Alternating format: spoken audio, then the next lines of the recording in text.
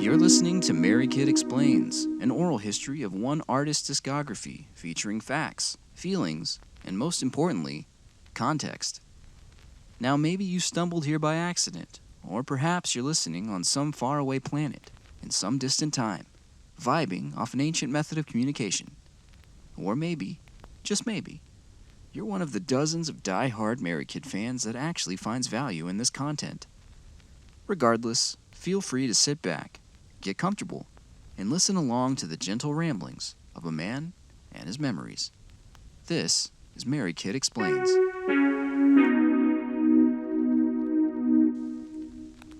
Exit music is a challenging topic to cover just kind of off the top of my head. It's very recent. It's 2022 right now. The record was recorded late 2019 and was released in 2020. And when you think about all of the things happening in the world and in my personal life at the same time, exit music it's fascinating, and in fact is the reason I even started doing this whole series, was because I had originally put forward the intention to just try to explain what exit music meant to me in my life. And I figured I would try to, maybe I could do the whole discography in order to kind of build up to where I was and why I was, treating this record the way that I was. But to catch up to speed, at the end of Gentleman Streets, which I released in April of 2014, I quit music and I left San Antonio. And I moved to Austin. I started film school. I moved to LA about a year and a half later, where I spent some time working in the fashion industry, sort of famously lived with Laganja Estranja of RuPaul's Drag Race. I lived in the drag closet, spent some time helping build out the team's social media presence and running the YouTube page. I worked in Hollywood for a little bit with a production studio called 3PAS, which produced, while I was there, films like How to Be a Latin Lover and the Overboard 2018 remake. I worked on both of those films. Established some pretty cool relationships, most notably with Rob Greenberg, who was the producer and Emmy-winning producer of Frasier and How I Met Your Mother, and he also directed, and he has gone on to direct several films as well. Rob and I actually spent some time working on a script together, which, just my luck, the minute that I finished it, a writer's strike happened, which would not conclude until the pandemic hit. So that script, I wrote it, but, given notes by and guided through by Emmy-winning producer and director Rob Greenberg. Anybody listening to this, any of the dozen who happen to have fantastic film connections and are looking for a pretty solid pilot, just, hit me up. Because I've got it sitting on my fucking desktop. It's where it's been for the last 4 years. A death in the family brought me back to San Antonio. I never thought I'd be back. I had all but established myself in Los Angeles. I had a full-time job where I was when my family member passed away. I was working at a modeling agency called Next Management, one of those. And I was the in-house digital producer, and it was a really cool life. I had my own office. I worked in Beverly Hills. It was like a penthouse suite. We were at the top floor. It was really something else. And I was, I'm 37 right now. That was 5 years ago. So I was just about 32 years old. And music was the farthest thing from my mind.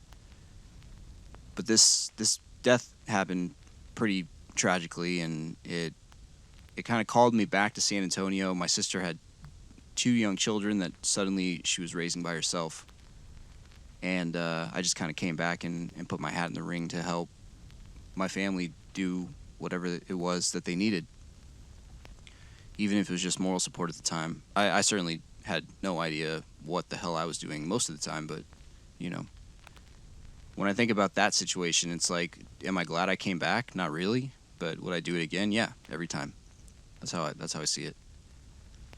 San Antonio famously does not have the. I say that at least within the sort of universe that I've created in these stories. The foundation for San Antonio's media has not changed even an iota since I had been trying to make it work in 2008 or 9, right? Now it's 2017, and suddenly here I am back in San Antonio with a whole bevy of skills on how to succeed in Los Angeles, which is exactly the opposite of what Texas is interested in. So, needless to say, I floundered a little bit, found a lot of work that was outside of Texas. Like I would kind of be called out to go do jobs here and there when they were presented to me, but sometime around 2019, the drug that I had been taking as an it was a biologic for my autoimmune disorder. I had started it in 2009, and it was the one that just kind of gave me a sense of normalcy, and it lasted exactly 10 years, which is par for the course according to the doctors. They say that about 10 years is when the drug starts to wear off. So I hit my 10-year mark, and just like they said, I started to kind of build immunity to it, and it was just suggested that I start to try new medications. And, you know, it's one thing when you're 22, still very young, and kind of like taking some time to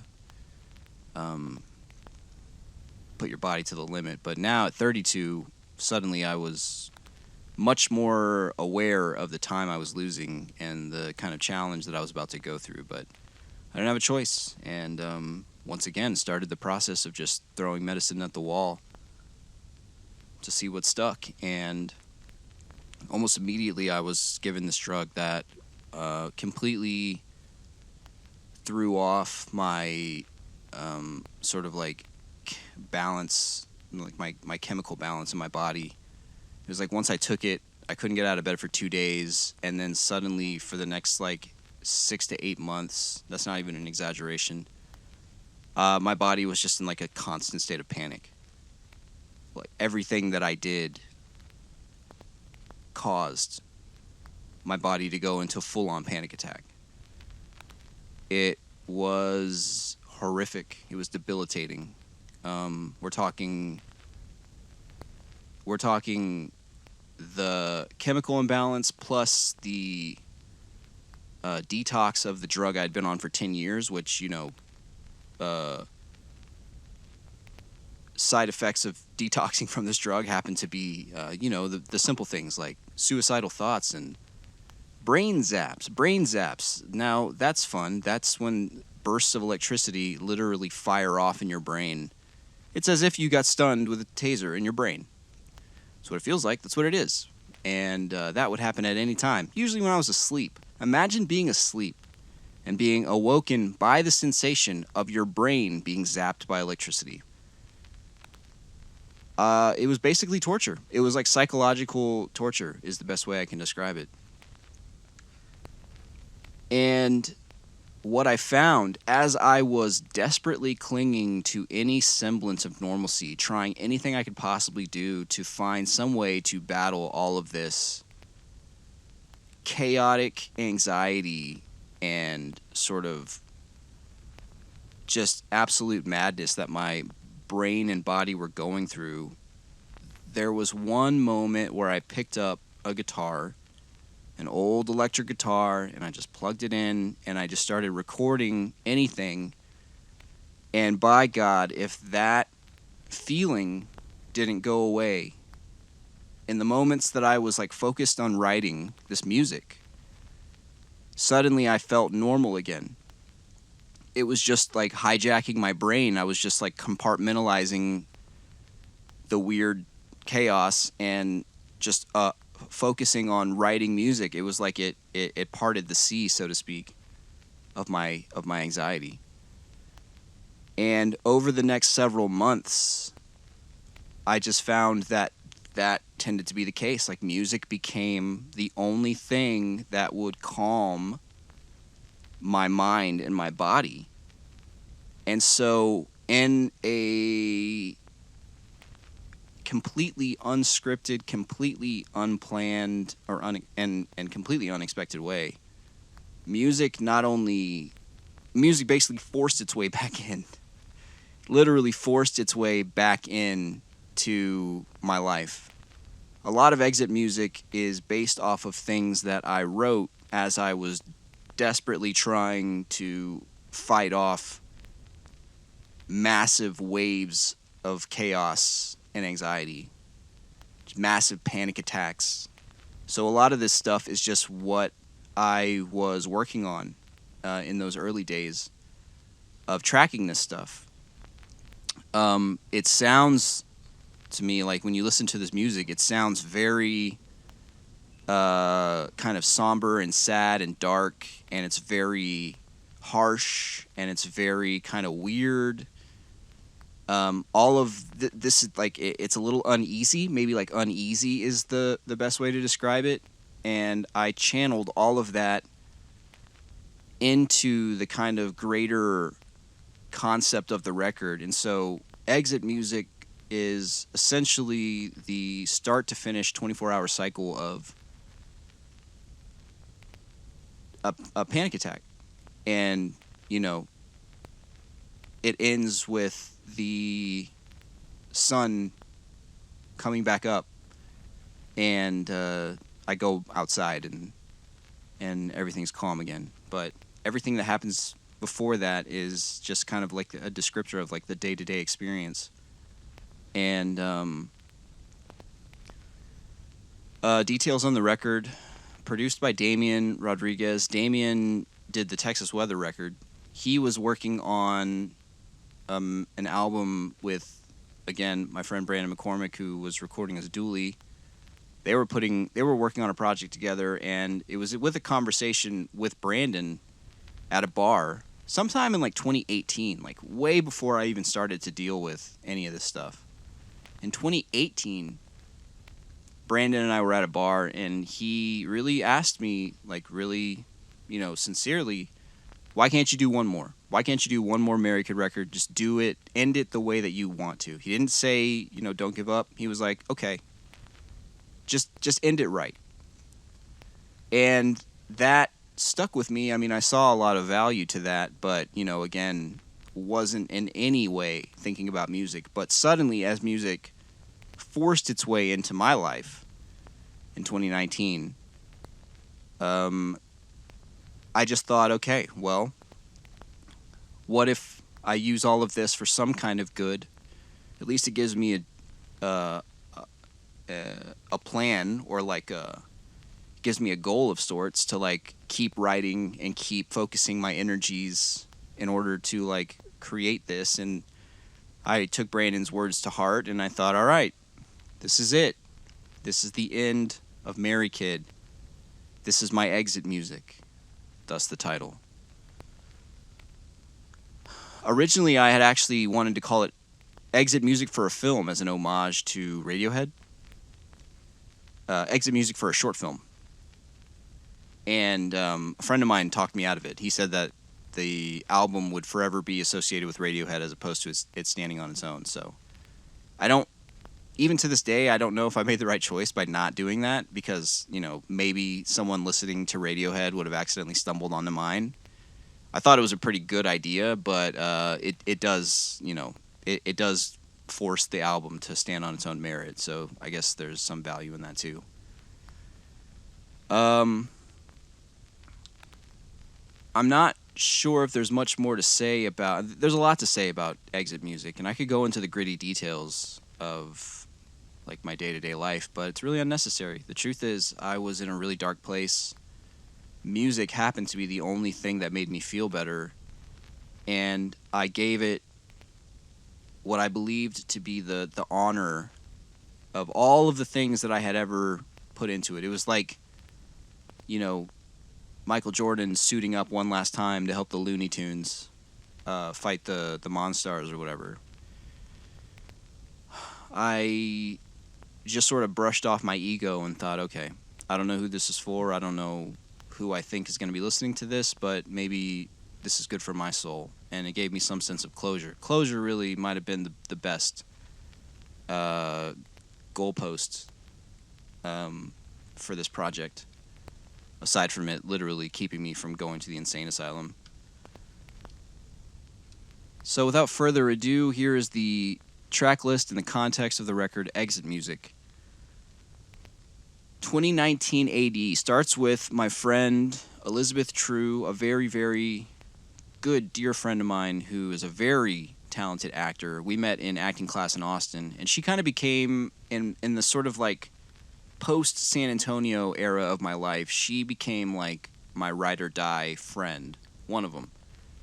More than anybody else, really, and all the people I met and all the years that I like went in between me leaving San Antonio in 2014 and then recording this record in 2019.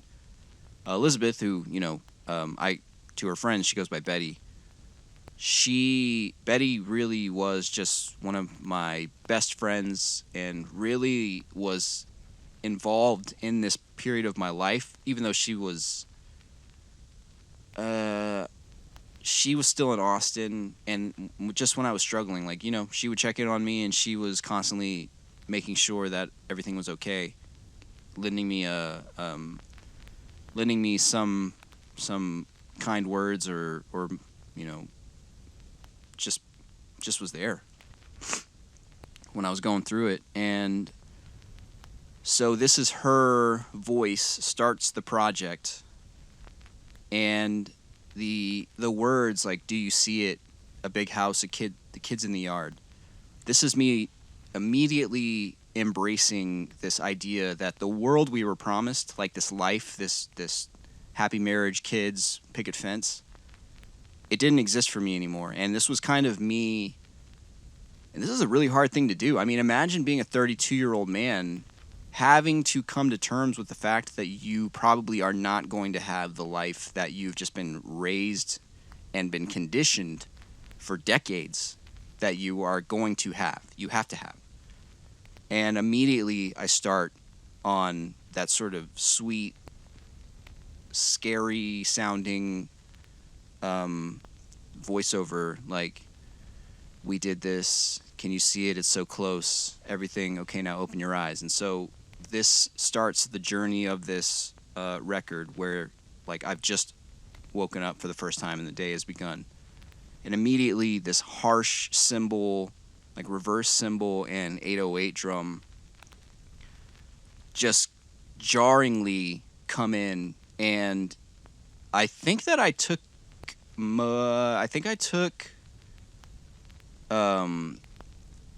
influence from Andre 3000's album on the speaker box Love Below, which was that? How's it?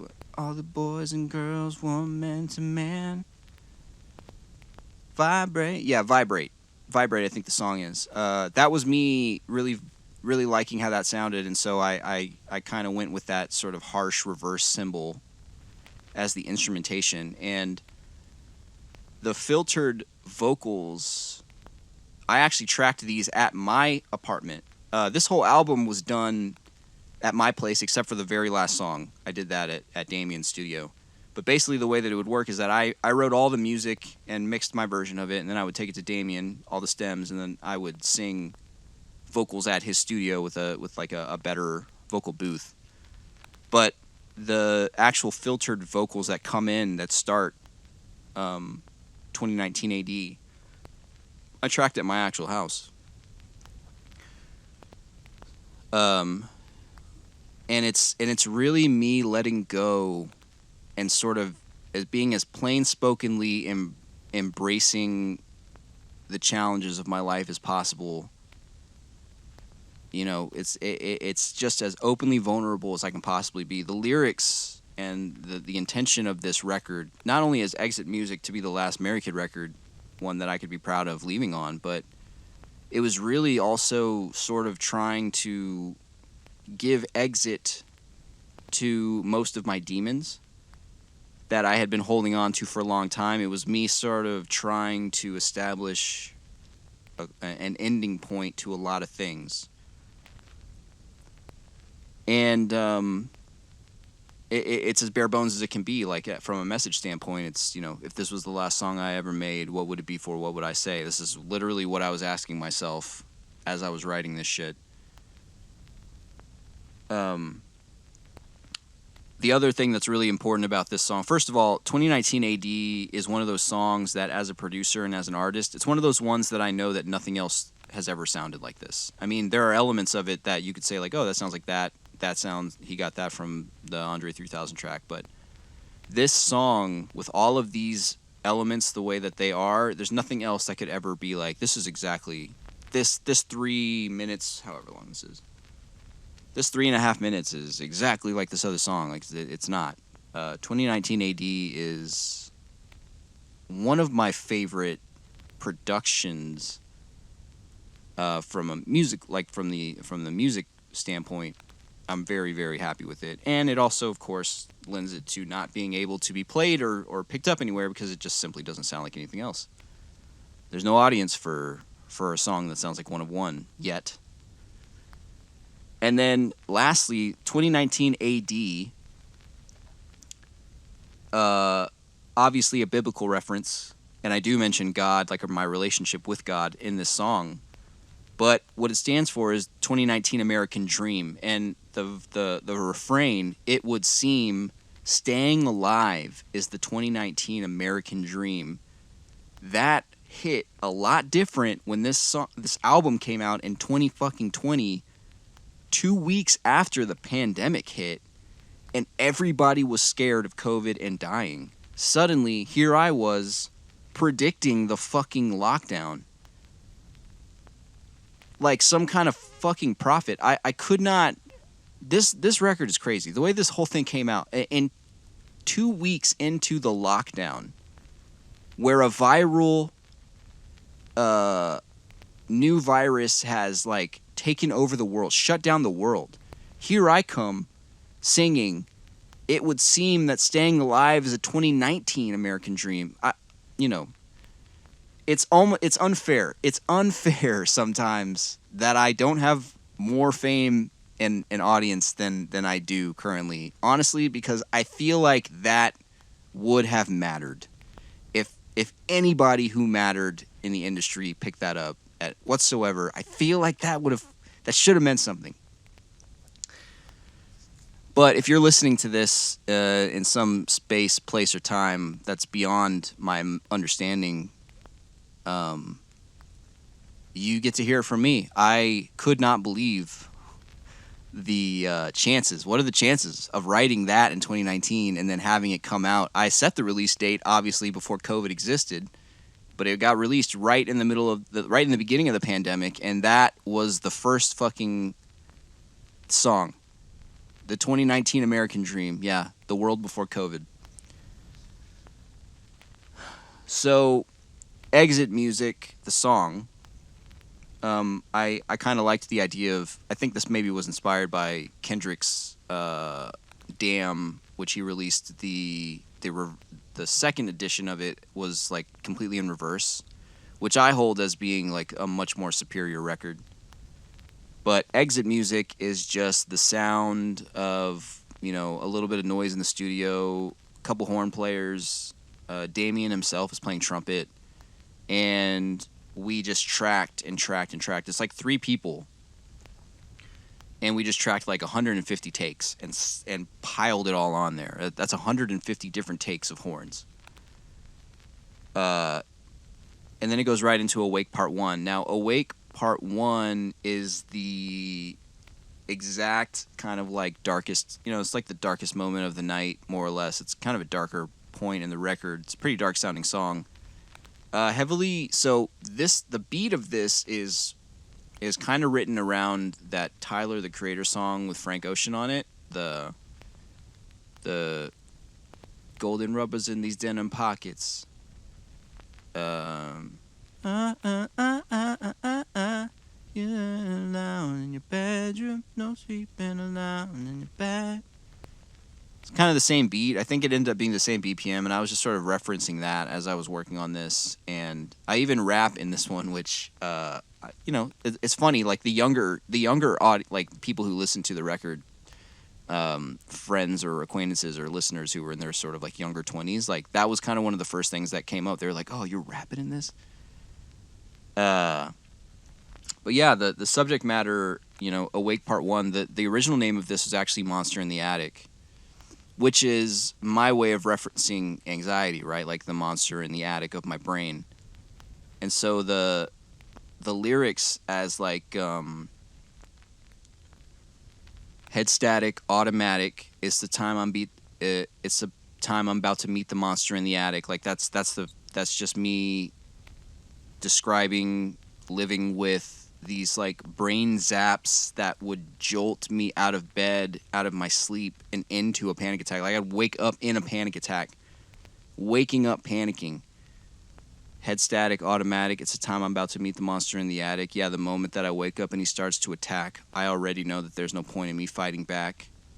Now that he's awakened, no mistaken, windows boarded up, he's about to break in. If there's no light, then the monster don't leave. Here in the dark, the monster is me. That it's just trying to describe what it feels like to be that fucking out of control in your own mind, man. Like the mind is a really dark, scary place, and I had a lot of different medications that were pulling my mind and brain into different directions, like stretching it out, ringing it up, zapping it with electricity. And so yeah, that Awake Part 1 is really trying to personify the scariness of all of that. How everything just happened to happen at night. It was like falling asleep was like the scariest fucking thing I could do at that point. Because I just didn't know what it was going to be like waking up. And juxtaposed by Awake Part 2, which is the sweetest and the lightest song on this record. And this is kind of like the come down from a panic attack, where you're exhausted and you don't have you're just so far gone mentally and physically that you're just sort of laying and kind of staring at something. Like in this one, it's, thinking about looking at a window or like the ceiling fan. And this is me talking to God, actually. Sometimes I wake up and you're not here. When I get that feeling that the world's upside down, I know that I'm just waiting for you.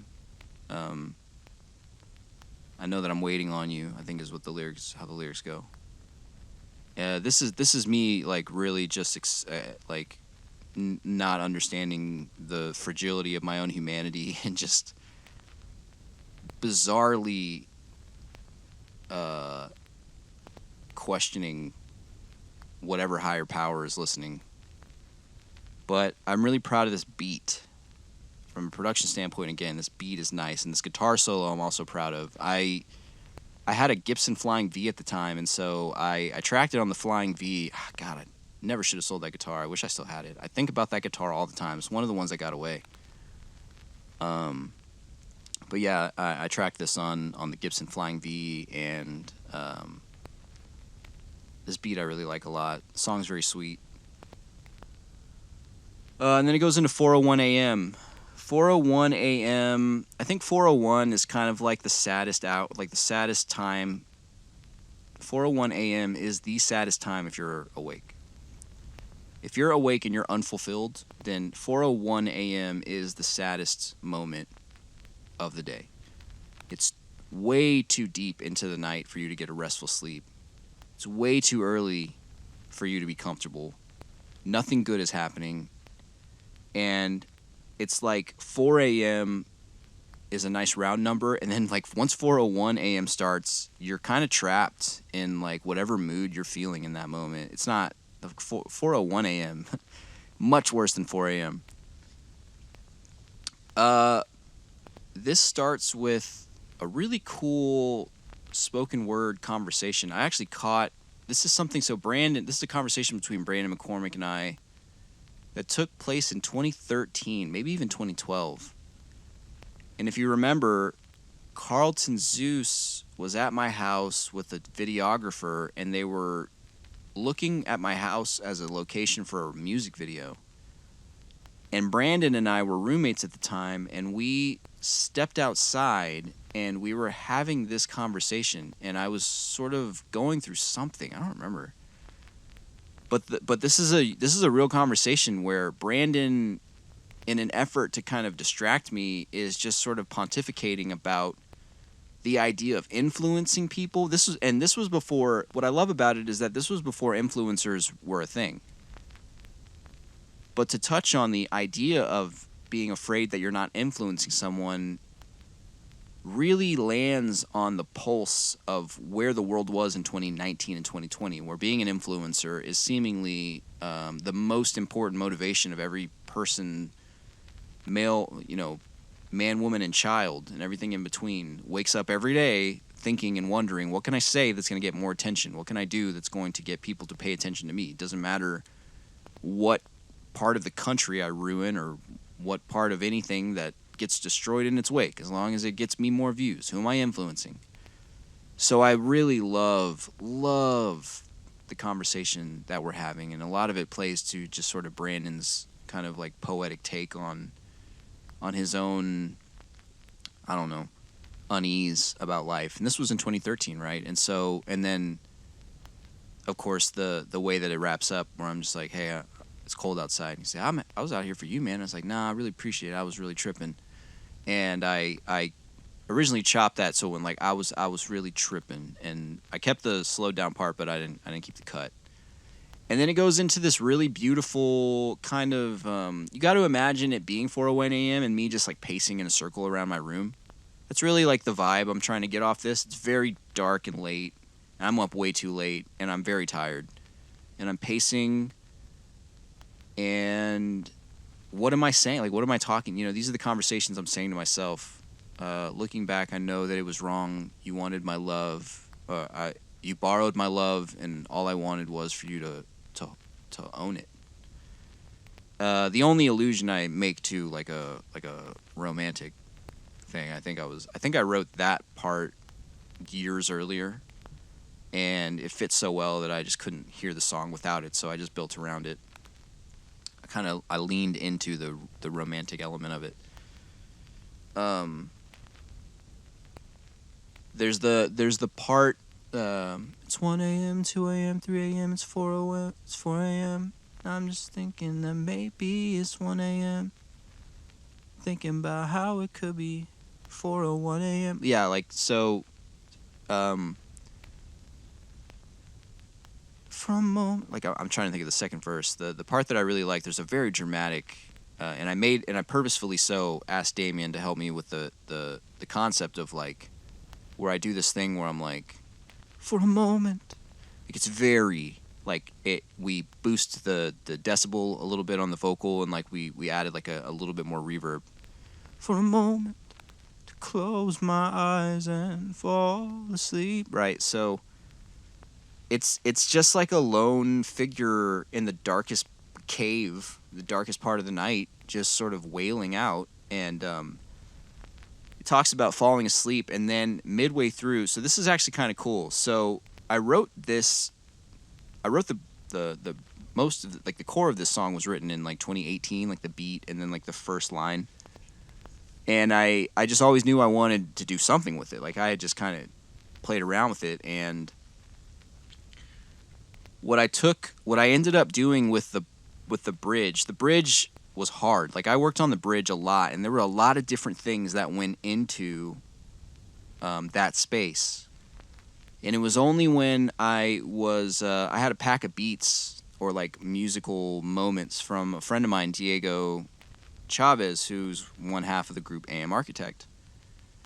And there was the thing that stands in there where it completely shifts. You hear like a tape pop and a fast forward, and then suddenly it's this like really dreamy, lush instrumentation, like these keys and these synths, and that's just something that he had laying around that I took, and I put it in the song, and it was, once I did that, it was like months worth of trying to figure it out. It just that was it, like, it made sense.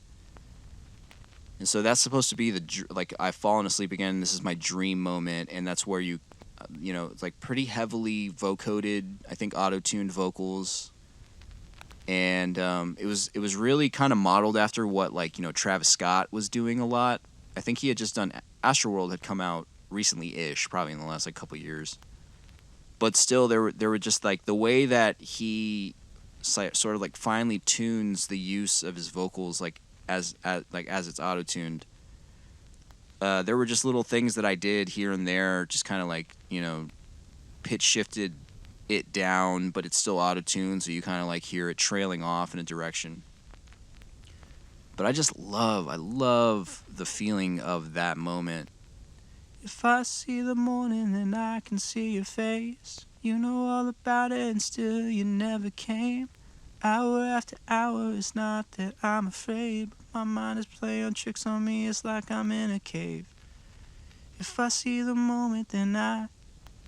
Yeah, really, really kind of like the oasis in the desert of this record. Like, that part to me is so beautiful. And it's one of my... It just feels good. It feels good to listen to it. It feels good to have written it. And then, just like as most times back then, my sleep was just like sporadic, and suddenly fast forward to popping out of it again, and we're back to the sort of anxiety-ridden being awake cycle in the middle of the night. And then it kind of fades out, and you hear Betty's voice again, the sort of narrator, like, can you see it?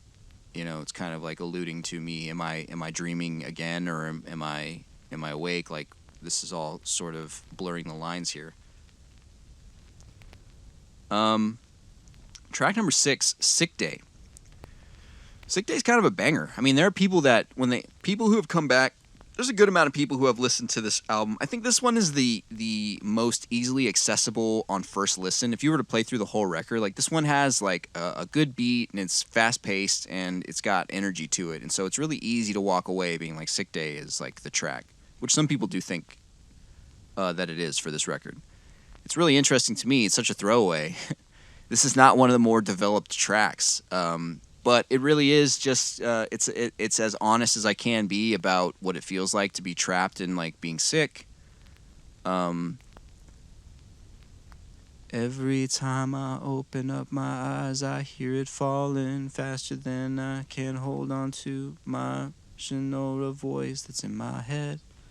I'm just an animal with complicated issues. That line right there, I'm just an animal with complicated issues. Like, that's sort of stripping the humanity away from myself, which at this point, when you're suffering through things like this and you like don't live a normal life and you're not sleeping or anything like that, you stop feeling human. I hate to say it. Like, there's no other way to put it. You stop feeling like a human. I can certainly relate to that feeling. So the base instincts of yourself start to just like take over, and so that line was very intentional. Like, I'm just an animal with complicated issues.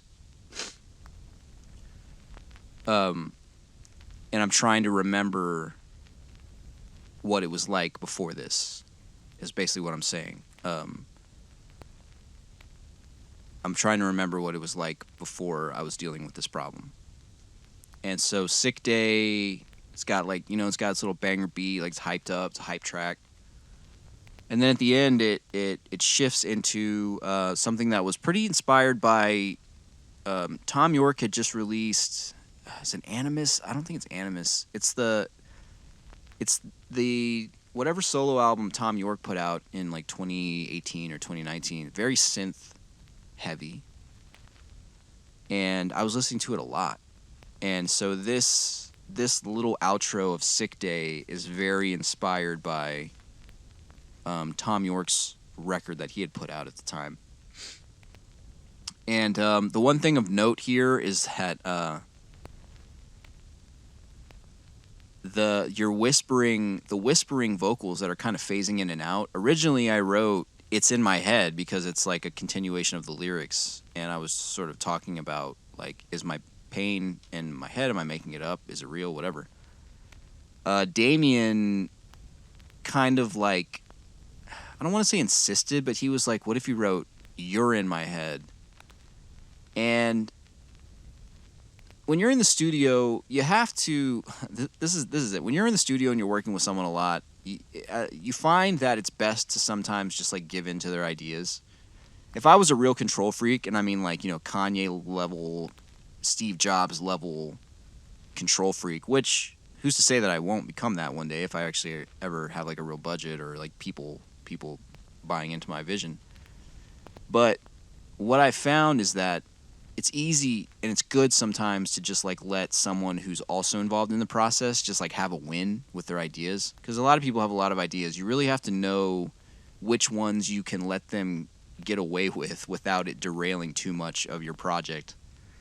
And so I did track that, and when I listen to it, I don't mind it. It doesn't move the needle too much in regard to like imbalancing my vision, but it does change the kind of like intention of that part and the song from being it's in my head to it's saying you're in my head and I'm not talking to anybody. There is no person in my head that I'm talking to. It's just kind of like what we went with to track it. It's just a suggestion Damien made, and I kind of went with it, and it's what stayed. I do like the sample that I took. I don't quite remember. It was like I just had like a batch of drum loops and beats, and there were samples in there. And why am I doing this? Yeah, I don't know. I just thought it sounded cool. Just like from a producer standpoint, just trying to make it sound cool. Madeline Wise. Okay, this part's interesting. Madeline Wise intro, and then into the track Madeline Wise, track 7 and 8. So when I was first dealing with all of this stuff, like when it kind of started bubbling up, which is around December of 2018, the show Crashing was just about to begin its third season. I had never seen it. It was just about to start its third season, and sort of famously, the actress Madeline Wise got her first role as Kat in Crashing, right? So I was watching this show, and it was like one of the only things that I could possibly, like, it was just escapism. Like I was bummed out, I was sick, I was anxious, and like it was just another TV show that was like total escapism. And there's one scene in one episode of season 3 where Pete, the main character, and Kat get in a fight outside of a bar in the street, and it's like a real like heavy scene, because at first glance you're supposed to think that she's overreacting, but it's like the deeper you look into it, they're really just like pushing each other too far. Like he's not innocent in it either. I don't know. I actually really like the scene a lot. I wrote on Reddit about it extensively, actually. It's really interesting. So before I had even decided to make a record, that show had kind of become my like escapism. And I binged it as much as I could in preparation for season 3, and then when season 3 was coming out, like an episode a week, I was just like really into it. And so I wrote this song, Madeline Wise, is written in the refrain, "Hey man, why'd you do it? You can't make it on your own. She was just the best you've ever had. Now it's over. If you could see all the things are tumbling down, you would crumble at your feet. Hey Pete, don't leave Madeline Wise out in the street." It was just, it's just me. Like, try to imagine like a lonely, sick person who's just illuminated by the light of a TV, and you don't have anybody else to talk to, and so you're talking back to the TV, and that's me talking to the television in this completely isolated and insane moment in my life where I'm like, Pete, don't do it, Pete. Forming relationships with like TV shows and shit because I'm so out of my mind and alone. This song was what started Exit Music. This is the first one that I wrote. This is the first subject matter, like lyric, from a lyrical standpoint. This is the one that I wrote first. And I wrote that chorus first, the "Hey Pete, don't leave Madeline Wise out in the street. And and to backtrack, the intro is actually my friend, a good friend of mine whose name is Tamer. He had called me one day, and he was just sort of like, as he tends to do. He's Egyptian. I'm Lebanese, and so we have this kind of like Middle Eastern connection. And he was just going off about something. It started with like a good intention, and then it turned into a rant. And I was just on the phone being like talked at, and he was saying something that he was saying more or less what you hear on the record. But I remember stopping him without him knowing, and I hit record, and I put the phone up to the microphone, and I said, "Hey, could you say that again?" And like he gave an even more exasperated version of what he had been saying, which is great. It works for the record because it really puts it into a different energy even than it was originally. But he kind of like, it's just that blah blah blah, and like so what you're hearing, the visual that I get of these two songs, like the Madeline Wise intro, is like the intro is the TV talking to the character, and the character is the TV's talking at him, and he's just like, I understand, like a zombie. And then Madeline Wise, the track actually drops, and now it's like forming an unhealthy relationship due to escapism with like a character on a TV show.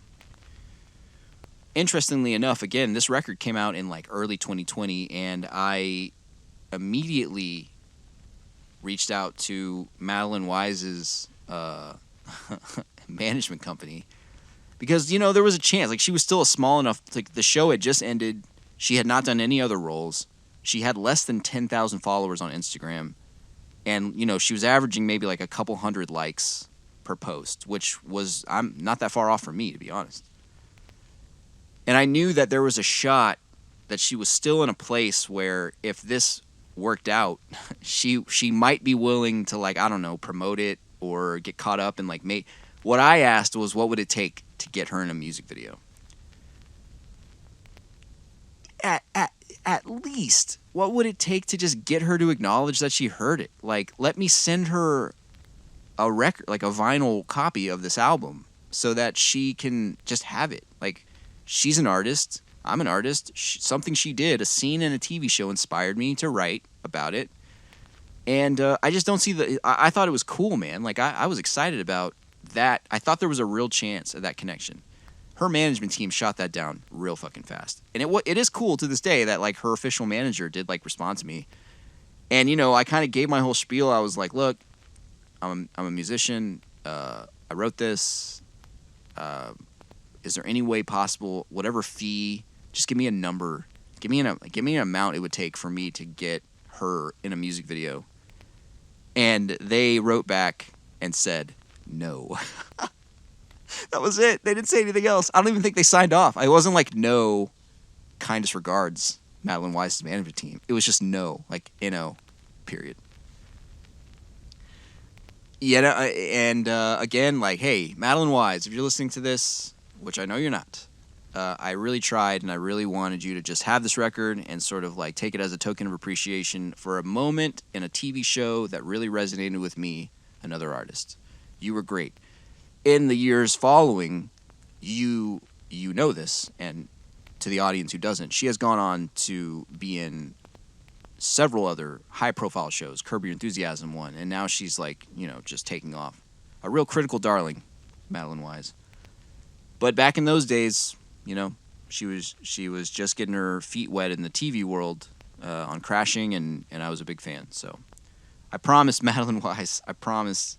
There was no weird intention with this song. I hope it doesn't freak you out. It probably does. I was just a fan of that one scene. And then track 9, intro music, which again, trying to play it cool with the whole Kendrick homage of Damn, the collector's edition where everything's in reverse. Here's intro music. One flute. Kind of like what's that musical where every animal is represented by an instrument? It's like the duck is like the oboe. Might be Red Riding Hood. I don't think it is. But there's a there's a story, like a musical story, where like each animal is represented by an instrument, and there was something about the flute. This this flautist, her name is Ja Win. She was my waitress at a sushi restaurant, and she had a treble clef tattoo, and I just sort of mentioned like, "Hey, you're a musician," and we sparked a conversation, and she was a concert flautist, and we've just stayed in touch. She's love her to death. She actually took, just as a sort of like assistant, the artwork for like the official photos that I did for Exit Music, which the cover is something I shot in L.A., but on the back, like on the vinyl, and like the press photos that I released this record, it's pictures of me sitting on the ground in a black robe, and I have like a wolf mask on, and there's different variations of that. And it was a shot that I set up, like I set up my studio at the time, and then I had her pushing the button. So Ja Win technically was a part of the photo being taken, and also was the flautist on this record. And so intro music, it kind of builds like the distortion and the sort of wave of sound, wall of sound, builds and builds and builds, and then it cuts right to the last track, which is Mr. Sun. Now, Mr. Sun, as you probably know because you're listening to this, because you're a fan, which means you've listened to that record, Mr. Sun is clearly a folk album, like a folk song. It's just me doing the thing that I always seem to do, which is just include one very somber, long song at the end of a record. This one in particular, again, like Mr. Sun is this thing, and it's just like the end of the story is I'm in bed, and like it's been a long night, I cannot sleep, and I'm just waiting for the sun to rise so that I know that I made it another day. Save it for the mornings, what you told me the last time that you shared the space of my bed. Now the world's getting colder, night is getting colder, and the world is something over, and I change my dreams to something instead. I don't even remember. It's been so, God, I haven't listened to that song in years. When the sun don't rise up like it should, I still ask it a question if I could. Say, Mr. Sun, I was just wondering where you've been. A really sweet song, and you know, like I did end this. The song ends up on a pretty positive note. Like I really took it in a kind of like Punch Brothers inspired direction.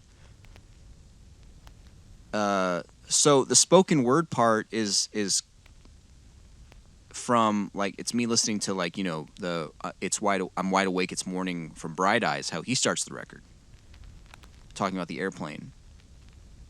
And I kind of took it from that. And, you know, this whole album is like me working through all of these feelings and emotions and anxiety and fear. And it's like the most stripped down, vulnerable moment that I could possibly give on this record was me just talking into the microphone with the acoustic guitar playing. And the guitar's not plugged in, and my voice is not filtered. It's like I'm just a human with a guitar in this moment, and it's me without anything between me and the audience, right? This is the most vulnerable and real. I finally made it to this place where I'm comfortable and resting like the character and, you know, the narrator of whoever's singing this song.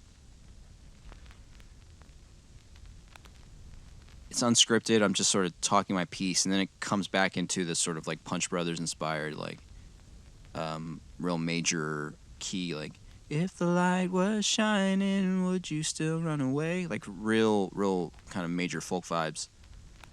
And then it cuts back into the outro, which is the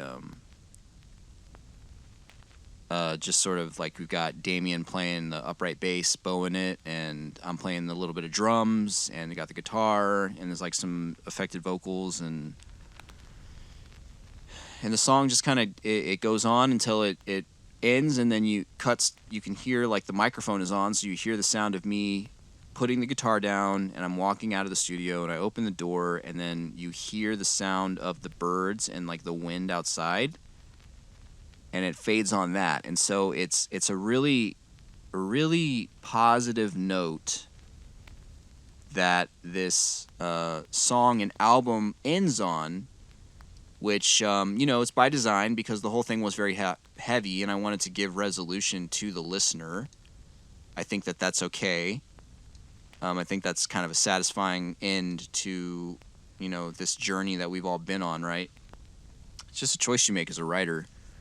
But yeah, so that is the full context of the record Exit Music. Every song, all of it was me working through a very interesting scenario, which was in 2019, I was fully isolated because of an illness that was causing me to have to stay in my home and sort of work it out. I finished this record late 2019, and as one does in today's day and age, I set the date months in advance for Good Friday, which was April 10th of 2020, and I booked a ticket to LA for that weekend because in my mind I was like, I'm going to celebrate. I had not been back to LA since I left, and I was like, I'm going to celebrate this last record. I'm going to do it in LA. Maybe I'll try to set up some meetings. Who knows? I was excited. Felt great. Well, that was January or February of 2020, and you know how it goes from there. Suddenly, you hear word that there's a virus, and then they found one positive case in America, and suddenly they found one positive case in San Antonio.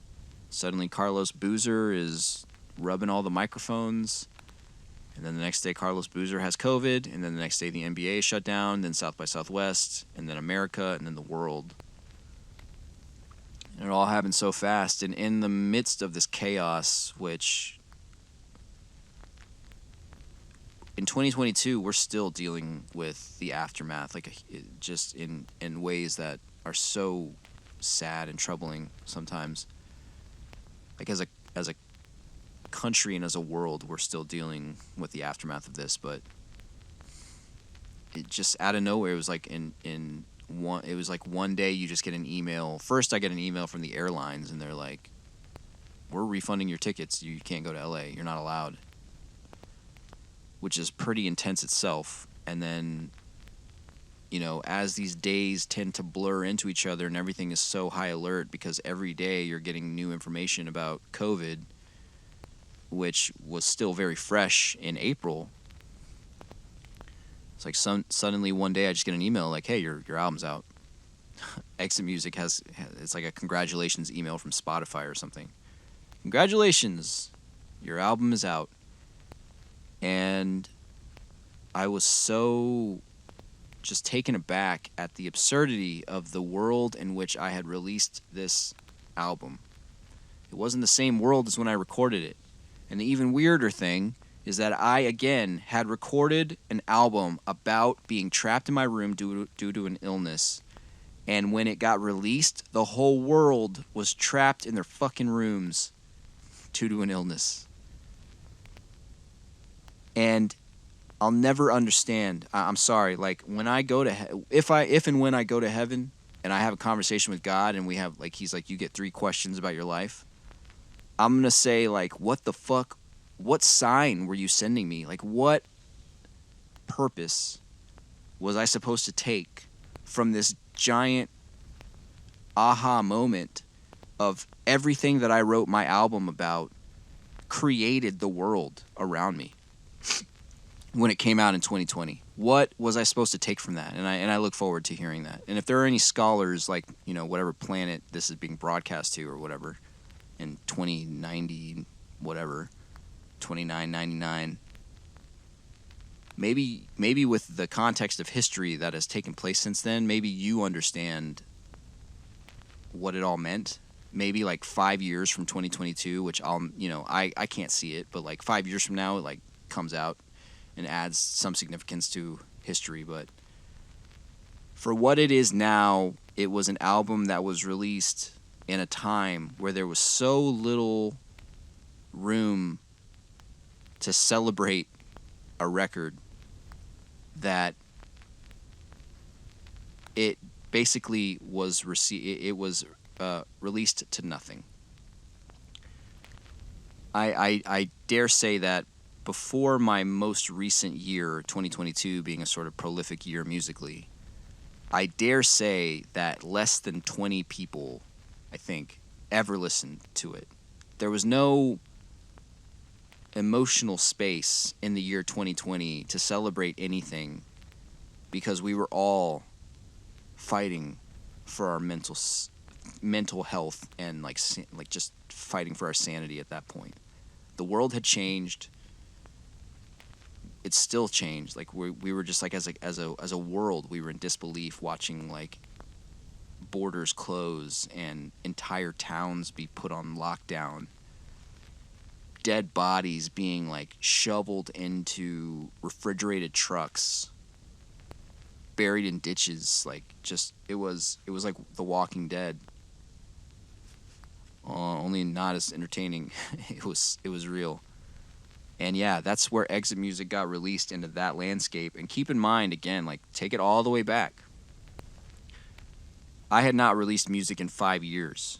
And I convinced myself, with the help of some friends, mainly Brandon at that bar over whiskey, that there was one more album in me that I was going to put it out and I would walk away because it was on my terms. And when it came out, in the absolute devastation of what 2020 was, and absolutely no one listened to it, and I didn't even feel right promoting it, because to promote it would have been to take away from like the space that someone had reserved for like much more important issues at the time. I think I laughed. Like I had to have laughed just to myself. Like you kind of chuckle and sort of like, hey, God, that's funny. I don't get it, but okay. And then I let it go. That once again was shown, thinking that was the end. I mean, I thought Gentleman Streets was the end, and it was sad. When Exit Music came out, the world had fallen apart. It was very bizarre. I still don't have the words to describe it. Again, making Exit Music and releasing Exit Music, the way that it came out and what it was in the message it was sharing, that is the reason that I did this whole project. Just trying to explain Exit Music, and then all the other episodes before this are just to give context and build up to why I made my last album, what each song was about, and how it was released into this world, and the state of the world that it was released into. I wish I was more poetic, and I wish I had more prolific things to say about it. In my mind, it feels hugely symbolic. And yet, like I said, it was released to nothing. To nothing. And that was not even the worst and most devastating catastrophe that I was going to, and like Texas and San Antonio in general was going to experience in the next calendar year. And when that catastrophe hit, being the Great Freeze of 21, that was the sort of like, I'll never forget staring out of the window of my house. I was living in a house that I bought. I had a full-time job at this point. I mean, I was really just like being an adult. I was like 34, 35. Yeah, I was just doing adult stuff, and I was, when that storm hit and all the power was gone and people were still dealing with COVID, and yet here was another catastrophe. I just remember staring out my window with the snow falling down, and I sort of had like a direct communication line to God, or some higher power, or higher entity, or whatever, whoever and whatever you pray to. And I just had that, there was this thing in my mind that was just like, this can't be right. This moment this can't be right. There's something wrong about this. And it was that catastrophe stacked upon catastrophe that got me back and working in the studio again. I don't think anything less than two catastrophes happening at the same time, two devastating catastrophes happening at the same time, was the only universal force that could have gotten me back into the studio. And that story is for the final episode of this series, and that is for a record called Death Bloom.